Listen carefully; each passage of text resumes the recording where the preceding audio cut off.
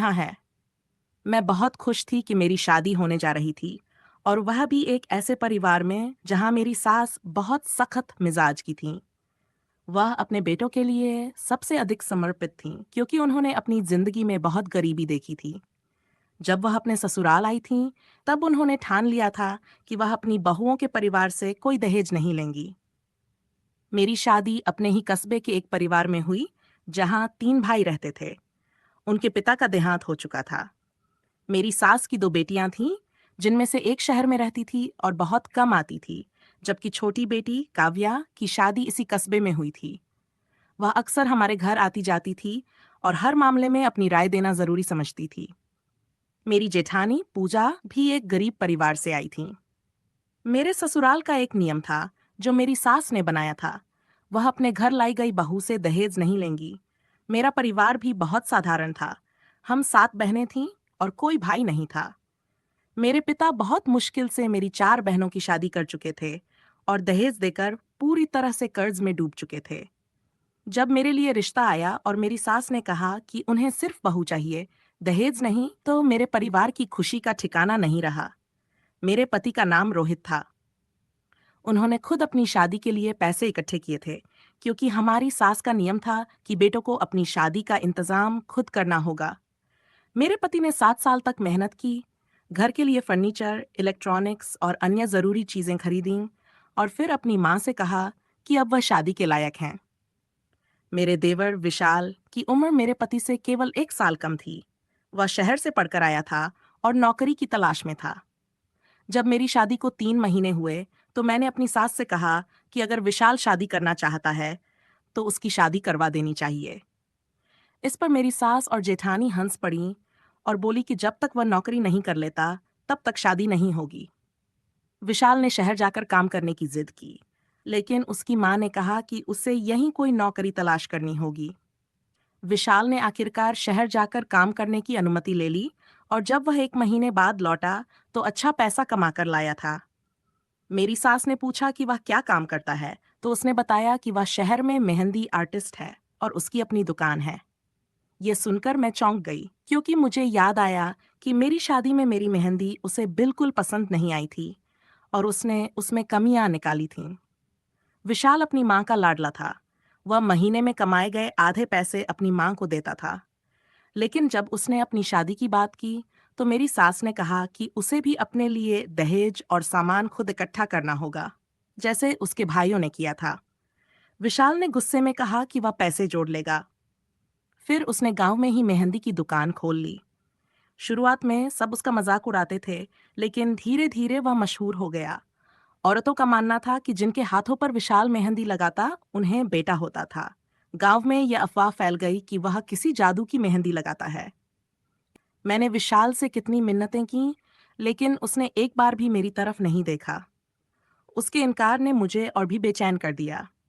अगर वह गांव की दूसरी औरतों की किस्मत बदल सकता है, तो मेरी क्यों नहीं? आखिर मैं उसकी भाभी थी। क्या वह मेरी मदद नहीं कर सकता था? घर लौटकर मैं बहुत परेशान थी। मैंने तय कर लिया कि चाहे कुछ भी हो, मैं अपने हाथों पर विशाल की मेहंदी लगवा कर ही रहूंगी। लेकिन अब मुझे एक नई चाल चलनी थी। मेरी योजना। अगले दिन मैंने जेठानी पूजा से इस बारे में बात की। मैंने सोचा था कि वह भी मेरी तरह महसूस करती होंगी, क्योंकि उनके भी सिर्फ बेटियां थीं। मैंने जब उन्हें सब बताया, तो उन्होंने एक गहरी सांस ली और कहा, नेहा, मुझे नहीं लगता कि यह सच है। यह सिर्फ एक अफवाह है। अगर सच में ऐसा होता, तो क्या विशाल खुद अमीर नहीं बन जाता? उसने अब तक शादी क्यों नहीं की? पर भाभी, तुमने खुद देखा है ना, जिनके हाथों पर उसने मेहंदी लगाई, उन्हें बेटा हुआ है। संयोग भी तो हो सकता है। पूजा ने कंधे उचका दिए। मैंने देखा कि पूजा इस बारे में ज्यादा नहीं सोचना चाहती थी, लेकिन मैं अपने फैसले पर अडिग थी। मुझे पता था कि विशाल से सीधे जाकर कहना अब बेकार होगा, तो मैंने एक और तरीका निकाला। मेरे हाथों पर मेहंदी लग गई। मैंने अपनी छोटी ननद काव्या को अपने साथ मिलाने की सोची। वह विशाल की बहुत प्यारी बहन थी और उसके हर काम में दिलचस्पी लेती थी। एक दिन मैंने काव्या से कहा, दीदी, तुम्हें पता है, मुझे बहुत दिनों से मेहंदी लगवाने का मन कर रहा है। तुम कहो तो विशाल से कह दूं? काव्या ने मेरी बात मान ली और उसी दिन बाजार गई और विशाल से बोली, भैया, भाभी को मेहंदी लगानी है। विशाल ने शायद सोचा होगा कि मैं अब उसे मनाने नहीं आऊंगी, इसलिए उसने बिना शक किए कहा, ठीक है, घर पर आकर लगा दूंगा। मेरी खुशी का ठिकाना नहीं था। अब मैं विशाल की मेहंदी अपने हाथों पर लगवा सकती थी। विशाल की नाराजगी। रात को जब वह घर आया तो मेरे पास बैठकर मेहंदी लगाने लगा। जैसे जैसे उसके हाथ मेरी हथेलियों पर चल रहे थे, मेरा दिल तेजी से धड़क रहा था। मुझे लग रहा था जैसे कोई चमत्कार होने वाला है। लेकिन तभी विशाल को कुछ समझ आ गया। उसने अचानक मेहंदी का कोन नीचे रख दिया और मेरी तरफ गुस्से से देखा। भाभी, आपने मुझे धोखा दिया है? मैं चौंक गई। क्या हुआ? आपने काव्या के जरिए मुझे बुलाया, लेकिन आपकी असली नीयत कुछ और थी। आप चाहती हैं कि मेरी मेहंदी से आपको बेटा हो? मैंने नजरें झुका ली। भाभी, यह सब अंधविश्वास है। मैंने कभी किसी के साथ कोई जादू नहीं किया। लोग खुद ही ऐसी बातें बना लेते हैं, और मैं बस अपने काम में अच्छा हूं, इसलिए मेरी दुकान चलती है। लेकिन विशाल, सब कह रहे हैं कि तुम्हारी मेहंदी से कोई नहीं जानता कि उनके घर बेटा क्यों हुआ। यह सिर्फ किस्मत का खेल है। अगर मेहंदी लगाने से बेटा होता तो मैं सबसे पहले माँ के हाथों पर मेहंदी लगाता, ताकि उन्हें एक और बेटा मिल जाए। मुझे अपनी गलती का एहसास हुआ। उस रात मैंने बहुत सोचा। मैं अपनी बेटियों से बहुत प्यार करती थी, लेकिन समाज की बातें, सास की उम्मीदें और पति की चाहत ने मुझे अंदर से बदल दिया था। मैंने अपने ही रिश्ते की गरिमा भूलकर अपने देवर से वह चीज मांग। पिछली कहानी से आगे। विशाल की शादी के कुछ महीने बाद सब कुछ सामान्य लगने लगा था। मेरी सास अब पहले से ज्यादा शांत हो गई थीं, शायद इसलिए कि उनका सबसे छोटा बेटा भी अब अपने पैरों पर खड़ा हो चुका था। लेकिन मेरे पति रोहित के मन में अब भी एक बेटे की चाहत थी। वह सीधे कुछ नहीं कहते थे, लेकिन उनके हाव भाव और बातें साफ बता रही थीं कि वह इस उम्मीद को छोड़ नहीं पाए थे। एक नई चुनौती। मेरी चौथी बेटी परी अब 1 साल की हो चुकी थी।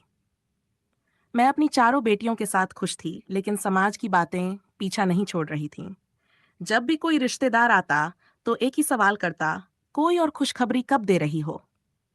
मैंने कई बार रोहित से कहा कि हमें अब और बच्चों के बारे में सोचना बंद कर देना चाहिए, लेकिन उन्होंने हमेशा ये कहकर टाल दिया, अभी क्या जल्दी है।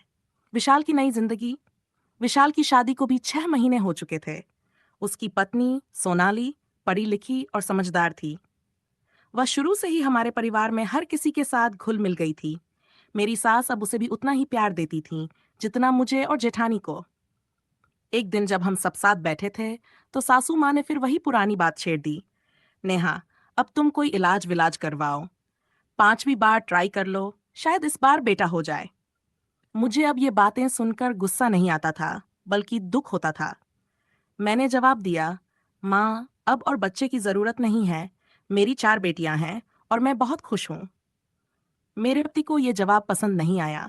उन्होंने बाद में मुझसे अकेले में कहा, तुम ऐसे कैसे कह सकती हो? अगर एक बार और कोशिश करने से हमें बेटा मिल जाए तो इसमें दिक्कत क्या है? रोहित, बेटा होना या बेटी होना हमारे हाथ में नहीं है, और 4 बच्चों के बाद भी अगर तुम खुश नहीं हो तो क्या 5वें के बाद हो जाओगे? मेरी सास और पति के व्यवहार ने मुझे तोड़कर रख दिया था। क्या बेटा होना इतना जरूरी था? क्या बेटियां इंसान नहीं होती? मैंने एक बड़ा फैसला लिया। उस रात मैं सो नहीं पाई। मेरे दिमाग में बस एक ही बात घूम रही थी, अगर मैं कुछ नहीं करूंगी तो मेरी बेटियों को भी यही सहना पड़ेगा। अगले दिन चुपचाप अस्पताल जाकर नसबंदी करवाने का फैसला किया। जब मैं घर लौटी तो मन हल्का महसूस हो रहा था। मैंने पहली बार खुद के लिए एक बड़ा कदम उठाया था। लेकिन जब रोहित को यह पता चला तो वह आगबूला हो गए। तुमने मुझसे पूछे बिना इतना बड़ा फैसला कैसे कर लिया? क्यों? जब तुम हर बार मुझसे पूछे बिना बेटे की चाहत में दबाव डाल रहे थे, तब क्या मैंने तुमसे सवाल किया? मेरी बात सुनकर वह चुप हो गए। मैं जानती थी कि इस फैसले से मैं अकेली नहीं थी। अब मेरी बेटियां भी इस मानसिक गुलामी से आजाद होंगी। समय बीतता गया। धीरे धीरे सब कुछ सामान्य होने लगा। विशाल और सोनाली का भी एक बच्चा हुआ, एक बेटी। लेकिन इस बार कोई दुखी नहीं था। मेरी सास भी अब पहले जैसी नहीं रही। उम्र के साथ उनकी सोच भी थोड़ी बदल गई थी। वह अब अपनी पोतियों को उतना ही प्यार करने लगी थीं जितना शायद वे पोते को करतीं। अंततः मैंने अपनी बेटियों को हमेशा यही सिखाया कि वे किसी से कम नहीं हैं। वे पढ़ेंगी, अपने पैरों पर खड़ी होंगी और कभी किसी के बेटे की चाहत में खुद को कमजोर महसूस नहीं करेंगी। अब जब मैं अपने परिवार को देखती हूँ, तो गर्व महसूस होता है। मैंने अपने हिस्से की लड़ाई जीत ली थी। अब मेरी बेटियां अपनी लड़ाई खुद लड़ने के लिए तैयार थीं।